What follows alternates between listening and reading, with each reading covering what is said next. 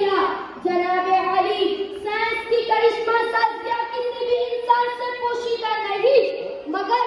عارفی حقیقت تنگ ذہن اور پشتہ ضمیر رکھنے والوں پر اجاگر نہ ہو سکی کہ وہ خلق کل شیء فقدرہ تقدیرا بے شک کائنات کی ہر شے اپنی بقا اور ارتقاء کے مراحل کے ساتھ اس کے خواص کے ساتھ ایک مقررہ انداز پر قائم ہے جسے منضبط سائنس کہتے ہیں۔ حاضرین مکرم 21ویں صدی میں نہ جانے کتنے حقائق کو سائنس نے صداقت کے اصولوں پر پرکھ کر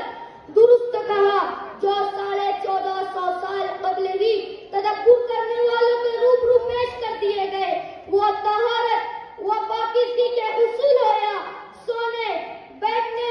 اٹھنے وہ شکم مادر میں پوشیدہ جان سے متعلق حقائق ہو یا زمین کے سینے میں دفن معدنیات کے کانوں کے راز وہ عالم جغرافیہ ہو یا علم حیاتیات غرض کے علم فلکیات علم نباتات اور حیوانات سے لے کر امراض و علاج سے متعلق اصول و ضوابط بھی اسلام نے پیش کیے۔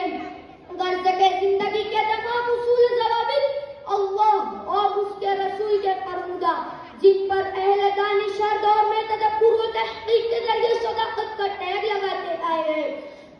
جن اصولوں کو دنیا نے تسلیم کیا ہے وہ کسی مفکر کے ذہن کی اپج نہیں بلکہ آسمانی فرامین میں پوشیدہ رموز ہے جن کے کئی حقائق سے دنیا واقف ضرور ہے مگر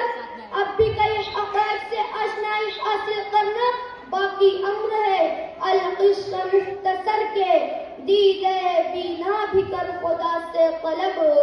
دیدے بینا بھی کر خدا سے قلب